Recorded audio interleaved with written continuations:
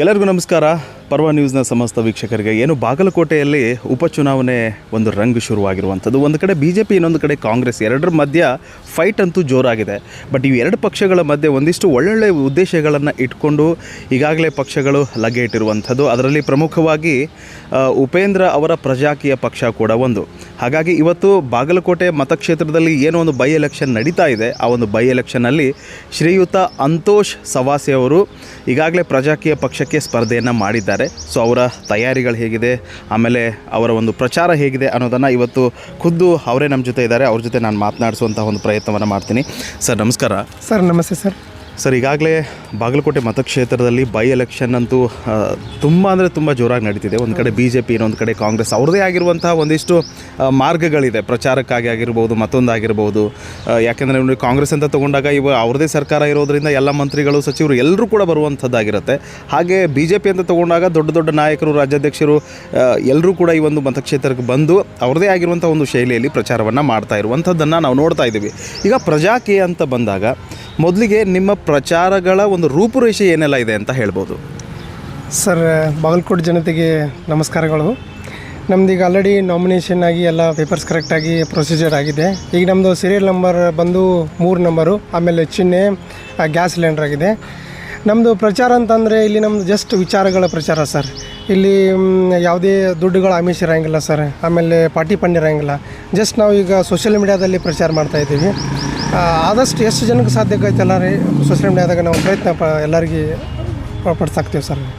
Sir, ಈಗ ಇನ್ನೊಂದು ಏನಂತಂದರೆ ಹಳ್ಳಿಗಳಿಗೆ ಆಲ್ಮೋಸ್ಟ್ ಬೇರೆ ಪಕ್ಷದವರೆಲ್ಲ ಹೋಗ್ತಾರೆ. ನಾವು ನಿಮಗೆ ಅದನ್ನು ಮಾಡಿಕೊಡ್ತೀವಿ, ನಾವು ಇದನ್ನು ಕೊಡ್ತೀವಿ, ನಾವು ಈಗಾಗಲೇ ಇದನ್ನು ಕೊಟ್ಟಿದ್ದೀವಿ ಅನ್ನುವಂತಹ ಭರವಸೆಗಳನ್ನು ಹೇಳೋದ್ರ ಮುಖಾಂತರ ನಮಗೆ ಓಟ್ ಹಾಕಿ ಅಂತ ಮತದಾರರನ್ನು ಓಲೈಕೆ ಮಾಡುವಂತಹ ಪ್ರಯತ್ನಗಳು ನಡೆಯುತ್ತೆ. ಸೊ ನಿಮ್ಮದು ಏನೆಲ್ಲ ಸಿದ್ಧಾಂತಗಳಿದೆ, ಏನೆಲ್ಲ ಮಾಡ್ತೀನಿ ಅಂತ ಹೋಗ್ತೀರಿ? ಅಂದರೆ ನೀವು ಮತದಾರನನ್ನು ಯಾವ ಥರ ಓಲೈಕೆ ಮಾಡಬೇಕು ಅಂತ ಹೋಗ್ತಿದ್ದೀರಿ? ಸರ್, ಈಗ ರಿಯಾಲಿಟಿನೇ ಬೇರೆ ಸರ್, ರೀಲೇ ಬೇರೆ ಸರ್. ನಾವು ರಿಯಾಲಿಟಿ ಬಗ್ಗೆ ಆಮೇಲೆ ಕಾನೂನು ಪ್ರಕಾರ ಹೋಗ್ಬೇಕಂತಂದರೆ ಈಗ ಒಬ್ಬ MLA ಆಗಿ ವರ್ಕ್ ಯಾವ ಥರ ಮಾಡಬೇಕಂತಂದರೆ ಒಂದು ಪ್ರೊಸೀಜರ್ ಇದೆ ಸರ್.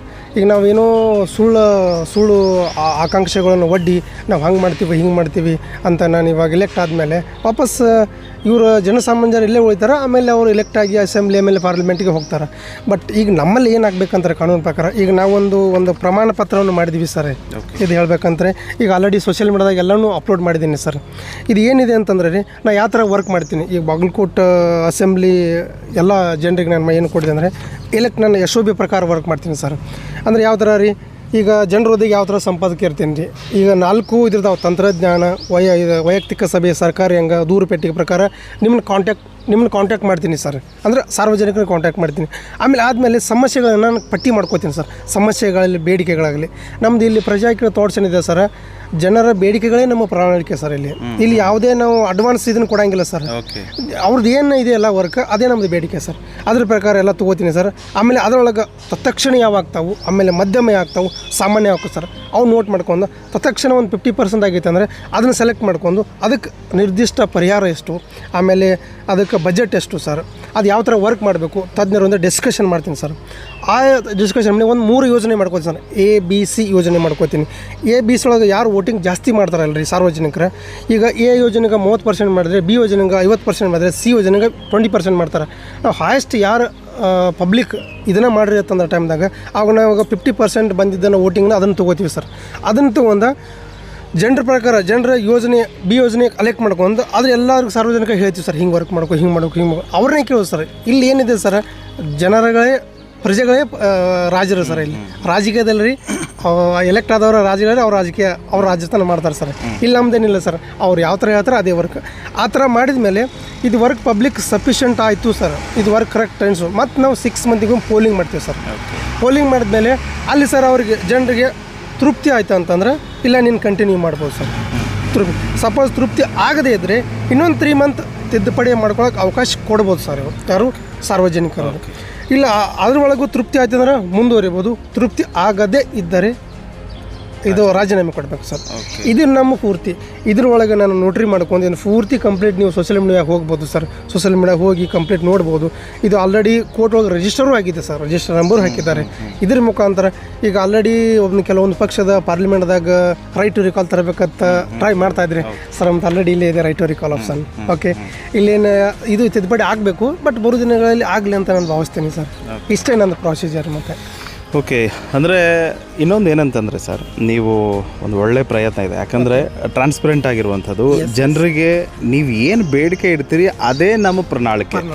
ನೀವೇನು ಹೇಳ್ತೀರಿ ನಾವು ಅದನ್ನು ಮಾಡೋದು ಅದೇ ಒಂದು ಪ್ರಣಾಳಿಕೆ ಅನ್ನುವಂಥದ್ದನ್ನು ಹೇಳಿದಿರಿ. ಆಮೇಲೆ ಬಾಂಡನ್ನು ಕೊಡೋದ್ರ ಮುಖಾಂತರ ಒಂದು ವಿಶೇಷವಾದ ಒಂದು ಪ್ರಚಾರ, ಒಂದು ಚುನಾವಣೆ ಅಂತ ಹೇಳಬಹುದು.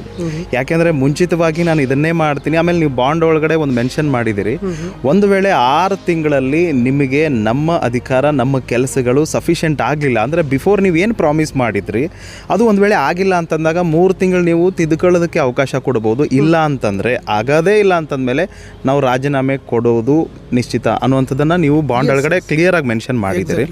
ಆಮೇಲೆ ಇನ್ನೊಂದು ಕೇಳ್ಪಟ್ಟೆ ನಾವು, ಅಂದರೆ ಸೋಷಿಯಲ್ ಮೀಡಿಯಾಗಳಲ್ಲಿ ನಾವು ಈಗಾಗಲೇ ತುಂಬ ದೊಡ್ಡ ಮಟ್ಟಿಗೆ ಪ್ರಚಾರವನ್ನು ಮಾಡ್ತಿದ್ದೀರಿ ಅಂತ. ಸೋಷಿಯಲ್ ಮೀಡಿಯಾ ಬೇರೆ ಆಗುತ್ತೆ, ಆಫ್ಲೈನ್ ಬೇರೆ ಆಗುತ್ತೆ. ಸೊ ಪ್ರಾಕ್ಟಿಕಲ್ ಅಂತ ತಗೊಂಡಾಗ ಸೋಷಿಯಲ್ ಮೀಡಿಯಾದಲ್ಲಿ ನಿಮಗೆ ಸ್ಪಂದನೆ ನೀಡಿದಂತಹ ಜನಗಳು ಇತ್ತೀಚಿನ ಆಸೆಯ ಆಮಿಷಗಳಿಗೆ ಬಲಿಯಾಗಿ ದುಡ್ಡಾಗಿರ್ಬೋದು, ಮತ್ತೊಂದಾಗಿರ್ಬೋದು, ಮಗದೊಂದಾಗಿರ್ಬೋದು, ಈ ಎಲ್ಲ ಆಸೆಗಳು ಒಳಗಡೆ ಮುಳುಗಿರುವಂತಹ ಒಂದಿಷ್ಟು ಜನ ನಿಮಗೆ ಆಫ್ಲೈನಲ್ಲಿ ಖುದ್ದಾಗಿ ಬಂದು ವೋಟ್ ಹಾಕಬೇಕಾದ್ರೆ ಪ್ರಜಾಕೀಯಕ್ಕೆ ಹಾಕಬೇಕು ಅಂತ ಅನಿಸುತ್ತೆ ಅಂತ ನಿಮಗನ್ಸುತ್ತಾ ಸರ್? ಈಗ ನಾನು ಒಂದು ಎಕ್ಸಾಂಪಲ್ ಕೊಡ್ತೀನಿ ಸರ್ ನಿಮಗೆ. ನಾನು 23 MLL ಕಂಟೆಸ್ಟ್ ಜಮಖಂಡಿಂದ ಕಂಟೆಸ್ಟ್ ಮಾಡಿದೆ. ನನಗೆ ವೋಟಿಂಗ್ ಬಿದ್ದಿದ್ದು ಅಷ್ಟೇ ಸರ್ 179 ವೋಟಿಂಗ್ ಬಿದ್ದಿದ್ದು. ಆಮೇಲೆ ನೆಕ್ಸ್ಟ್ ಇಯರ್ ಆಮೇಲೆ ಪಾರ್ಲಿಮೆಂಟ್ ಎಲೆಕ್ಷನ್ ಅನೌನ್ಸ್, ಲೋಕಸಭೆ ಅನೌನ್ಸ್ ಆಯಿತು 24 ಸರಿ ನಾನು ಕಂಟೆಸ್ಟ್ ಮಾಡಿದ್ದೆ ಬಾಗಲಕೋಟೆ ಲೋಕಸಭೆಯಲ್ಲಿ. ಅಲ್ಲಿ ಅರೌಂಡ್ 5000 ವೋಟಿಂಗ್ ಬಿದ್ದಿದೆ ಸರ್. 5000 ಒಂದು 4-5 ವೋಟ್ ಕಡಿಮೆ ಇದ್ದಾವೆ ಸರ್. ಇದೇ ಸರ್ ಬದಲಾವಣೆ ಆಗ್ತಾ ಇರೋದು. ಈಗ ನಾವು ಏನೋ ಸಡನ್ ಆಗಿ ಮಾಡ್ತೀವಿ ಅಂದರೆ ಅದು ಮಾತ್ರ ರಾಜಕೀಯ. ಅಲ್ಲಿ ನಾನು ಅಮೌಂಟ್ ಇನ್ವೆಸ್ಟ್ಮೆಂಟ್ ಮಾಡಬೇಕು, ಪ್ರಚಾರ ಮಾಡಬೇಕು, ಇಲ್ಲದ ಸಲದ ಆಮಿಷಗಳನ್ನು ಕೊಡಬೇಕು ಸರ್. ಅದು ಇಷ್ಟ ಇಲ್ಲ ಸರ್ ನಮಗೆ. ನಿಮ್ಗೆ ಅರ್ಥ ಆಗುತ್ತೆ ಎಲ್ಲ ಈಗ ಏನು ನಡೀತದೆ ಅಂತ ಎಲ್ಲ ಸಾರ್ವಜನಿಕ ಎಲ್ಲ ಗೊತ್ತಿದೆ ಸರ್. ಇದು ಆಗಬಾರ್ದು, ಇದು ಆಗಬೇಕು ಅನ್ನೋದು ಎಲ್ಲನೂ ಗೊತ್ತಿದೆ. ಈಗ ಆಯ್ಕೆ ಮಾಡೋದು ಅವರಲ್ಲಿ ಸರ್ ಬಿಟ್ಕೊಟ್ಟಿದ್ದು. ಈಗ ನಾನು ಕೆಲವೊಂದು ಏರಿಯಾಕ್ಕೆ ಹೋದ್ರೆ ಸರ್ ಅಪ್ರಿಷಿಯೇಟ್ ಮಾಡ್ತಾರೆ ಸರ್. ಕೆಲವೊಬ್ರು ಫೋನ್ ಮಾಡಿ ಹೇಳ್ತಾರೆ, ಸರ್ ಎಕ್ಸಲೆಂಟ್ ಸರ್, ಬರಲಿ ಇನ್ನೂ ಲೇಟ್ ಆಗಲಿ ಬರ್ತೈತೆ ಸರ್, ಸ್ಲೋ ಹೋಗೋಣ ಪರವಾಗಿಲ್ಲ ಅಂತಂತಾರೆ. ನಾನು ಏನೋ ಒಂದು ಆಮಿಷ ಕೊಟ್ಟು ಆಮೇಲೆ ಏನೋ ಒಂದು ಮಾಡಿ ಎಲ್ಲೋ ಒಂದು ಹಳ್ಳಿಗಳದಾಗ ಸಭೆ ಸಮಾರಂಭಗಳು ಮಾಡಿ ದುಂದುವೆರ್ಸ ಮಾಡಿ ಸರ್ ಅದು ಮತ್ತು ಅದು ರಾಜಕೀಯ ಕನ್ವರ್ಟ್ ಆಗುತ್ತೆ ಸರ್. ಈ ಪ್ರಜಾಕೀಯದಲ್ಲಿ ಸರ್ ನಾವು ಅದನ್ನು ಅವಕಾಶ ಕೊಟ್ಟಿಲ್ಲ ಸರ್. ಬಟ್ ಹೋಗಲಿ ಸರ್ ಪರವಾಗಿಲ್ಲ, ನಾನು ಸ್ಲೋನೇ ಹೋಗಲಿ, ಪರ್ಫೆಕ್ಟ್ ಆಗಲಿ ಸರ್. ನಮ್ಮದೇನ ಕಂಪ್ಲೀಟ್ಲಿ ನಿರ್ನಾಮ ಆಗಬೇಕು ಸರ್. ಇದು ಕಂಪ್ಲೀಟ್ಲಿ ಒಬ್ಬ ವರ್ಕರ್ ಬರಬೇಕು ಸರ್. ವರ್ಕರ್ ಅವ್ರು ಏನೆಲ್ಲ ಬೇಡಿಕೆ ಪಟ್ಟಿ ಮಾಡ್ಕೊಂಡು ಈ ಥರ ವರ್ಕೆಲ್ಲ ಎವ್ರಿಥಿಂಗ್ ಅವ್ರಿಗೆ ಹೇಳ್ತಾ ಆಗಬೇಕು. ಆವಾಗ ನಮ್ದು ರಿಯಾಲಿಟಿ ನಮ್ಗೆ ದೇಶಕ್ಕೆ ಸ್ವಾತಂತ್ರ್ಯ ಸಿಕ್ಕಾಗುತ್ತೆ. ನಾ ಇನ್ನೊಂದು ನಿಮ್ಗೆ ವಿಚಾರ ಹೇಳ್ಬೋದು ಸರ. ಈಗ ನಮ್ಮ ಹಿರಿಯರು, ಈಗ ಗಾಂಧಿ ತಾತ ಆಗಲಿ ಎಲ್ಲ ಇವರು ಈ ನಮ್ಮ ಹೋರಾಟ ಬಗ್ಗೆ ಎಷ್ಟೋ ಇದು ಮಾಡಿದ್ದಾರೆ, ಬಲಿದಾನಗಳು ಮಾಡಿದ್ದಾರೆ. ಆದರೂ ನಮ್ಗೆ ರಿಯಾಲಿಟಿಯಾಗಿ ಸ್ವಾತಂತ್ರ್ಯ ಸಿಕ್ಕಿಲ್ಲ ಸರ್. ಆದರೆ ಈಗ ಸ್ವಾತಂತ್ರ್ಯ ಇದು ಇವ್ರಿಗೆ ರಾಜಕಾರಣಿಗಳ ಕಡೆ ಸ್ವಾತಂತ್ರ್ಯ ಇದೆ ಸರ್. ಅದನ್ನೇ ನಾವು ಸ್ವಾತಂತ್ರ್ಯ ಪಡ್ಕೋಬೇಕು ಅನ್ನೋದು ನಾವು ಇದು ಪ್ರಯತ್ನ ಮಾಡ್ತಾ ಇದ್ದೀವಿ ಸರ್. ಇದು ಈಗ ರಿಯಾಲಿಟಿ ಸರ್, ನಿಮ್ಗೆ ಅರ್ಥ ಆಗ್ಬೋದು ಸರ್. ಆ್ಯಕ್ಚುಲಿ ಅದೇ ಅರ್ಥ ಮಾಡ್ಕೋಬೇಕು. ಸಾರ್ವಜನಿಕ ಕೈಯಲ್ಲಿ ಅಧಿಕಾರಗಳು ಕೊಟ್ಟಾಗ ಮಾತ್ರ ನಮ್ಮಲ್ಲಿ ಸ್ವಾತಂತ್ರ್ಯ ಸಿಕ್ಕಂಗೆ ನಮಗಾಗುತ್ತೆ ಸರ್. ಓಕೆ ಸರ್, ಇಷ್ಟೇ ನಮ್ಮದು. ಸೊ ಇದಿಷ್ಟು ನನ್ನ ಕೊನೆಯದಾಗಿ ಒಂದು ಪ್ರಶ್ನೆ ಕೇಳಬೇಕು ಅಂತ ಬಂದಾಗ, ಬೇರೆ ಬೇರೆ ಪಕ್ಷಗಳು ಸ್ಟಾರ್ ಪ್ರಚಾರ ಅಂತ ಮಾಡ್ತಾರೆ. ಫಾರ್ ಎಕ್ಸಾಂಪಲ್ ಈ ಕಾಂಗ್ರೆಸ್ ಪಕ್ಷ ಅಂತ ತಗೊಂಡಾಗ ಪ್ರೆಸೆಂಟ್ CM ಅವರು ಸಿದ್ದರಾಮಯ್ಯನವರು ಬಂದು ಬಾಗಲಕೋಟೆ ಮತಕ್ಷೇತ್ರದಲ್ಲಿ ಅಬ್ಬರದ ಪ್ರಚಾರವನ್ನು ಮಾಡ್ತಿದ್ದಾರೆ. ಹಾಗೆ BJP ಅಂತ ತಗೊಂಡಾಗ ರಾಜ್ಯಾಧ್ಯಕ್ಷರಾಗಿರುವಂಥ ವಿಜೇಂದ್ರ ಯಡಿಯೂರಪ್ಪನವರು ಬಂದು ಪ್ರಚಾರವನ್ನು ಮಾಡ್ತಿದ್ದಾರೆ. ಆಮೇಲೆ ನಾವು ಕರ್ನಾಟಕದ ಇತಿಹಾಸಗಳನ್ನು ತೆಗೆದು ನೋಡಿದಾಗ ಬಹಳಷ್ಟು ಕಡೆ ಒಂದಿಷ್ಟು ಸೆಲೆಬ್ರಿಟಿ ಪ್ರಚಾರಗಳನ್ನು, ಅಂದರೆ ಸಿನಿಮಾದಲ್ಲಿರುವಂತಹ ಬಹಳಷ್ಟು ಹೀರೋಗಳನ್ನು ತೆಗೆದುಕೊಂಡು ಬಂದು ಅವ್ರ ಮುಖಾಂತರ ಪ್ರಚಾರ ಮಾಡೋದ್ರ ಮುಖಾಂತರ ಅವರ ಅಭಿಮಾನಿಗಳ ಒಂದು ಮತಬೇಟೆ ಆಡುವಂಥದ್ದನ್ನು, ಅಂದರೆ ಅವರ ಅಭಿಮಾನಿಗಳ ಸೆಳೆಯುವಂಥದ್ದು ಪ್ರಯತ್ನವನ್ನು ಮಾಡ್ತಾರೆ. ಈಗ ನಾನು ಪ್ರಜಾಕೀಯ ಅಂತ ತಗೊಂಡಾಗ ಸಂಸ್ಥಾಪಕರು ಉಪೇಂದ್ರ ಅವರಿದ್ದಾರೆ. ಅವರು ಮೂಲತಃ ಅಂದರೆ ನಟರಾಗಿ ಒಬ್ಬ ಕಲಾವಿದರಾಗಿ ಕೂಡ ಇರುವಂಥದ್ದು. ಆಮೇಲೆ ಅವರ ಆಚಾರ ವಿಚಾರಗಳು ತುಂಬ ವಿಶಿಷ್ಟವಾಗಿರುವಂಥದ್ದನ್ನು ನಾವು ನೋಡ್ತೀವಿ. ಯಾಕೆ ನೀವು ಅವರನ್ನು ಕರ್ಕೊಂಡು ಬಂದು ಪ್ರಚಾರವನ್ನು ಮಾಡಿಸಿ ಜನರ ಮನಸ್ಸನ್ನು ಬದಲಾವಣೆ ಮಾಡಿ ಓಟನ್ನು ಸೆಳೆಯೋದಕ್ಕೆ ಯಾಕೆ ಪ್ರಯತ್ನ ಮಾಡಲ್ಲ ಅನ್ನುವಂಥದ್ದು ಒಂದು ಪ್ರಶ್ನೆ ಈಗ ಬಂದಾಗ ನಿಮ್ಮ ಉತ್ತರ ಏನಾಗಿರುತ್ತೆ ಅಂತ? Exactly sir. ಈಗ ಸಿನಿಮಾ ಬೇರೆ ಸರ್, ಆಮೇಲೆ ಕೆಲವೊಂದು ಬಿಸ್ನೆಸ್ ಬೇರೆ, ಮತ್ತು ಇದು ಪ್ರಜಾಕೀಯ ಥಾಟ್ಸ್ ಬೇರೆ ಸರ್. ಇದು ಒಂದು ಗೌರ್ಮೆಂಟ್ ಜಾಬ್ ಸರ್. ಇದು ಇದು MLA MP MLC ಆಗಿರ್ಬೋದು.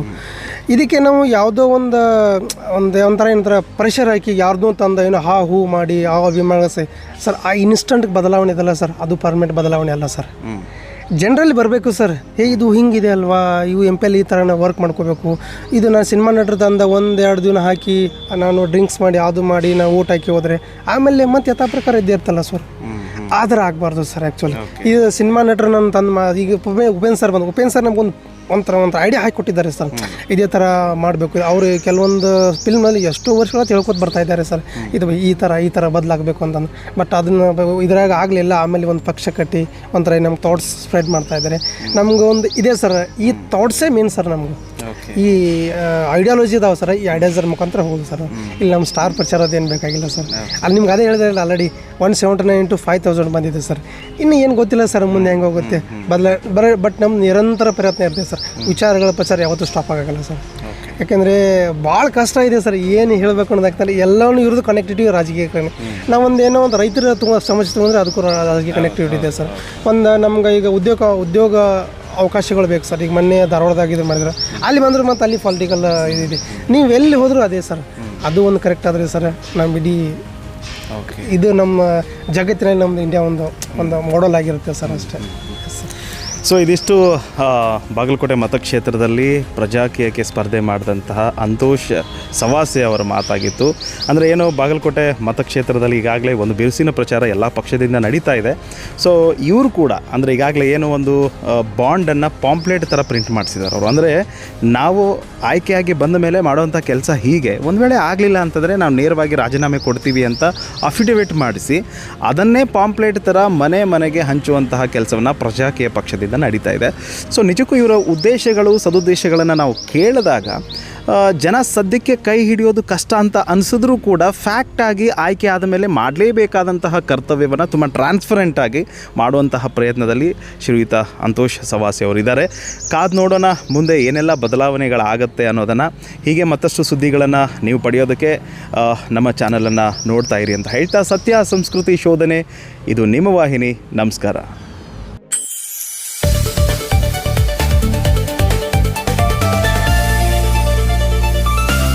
ಪರ್ವಾ ನ್ಯೂಸ್ ಕನ್ನಡ, ಇದು ನಿಮ್ಮ ವಾಹಿನಿ.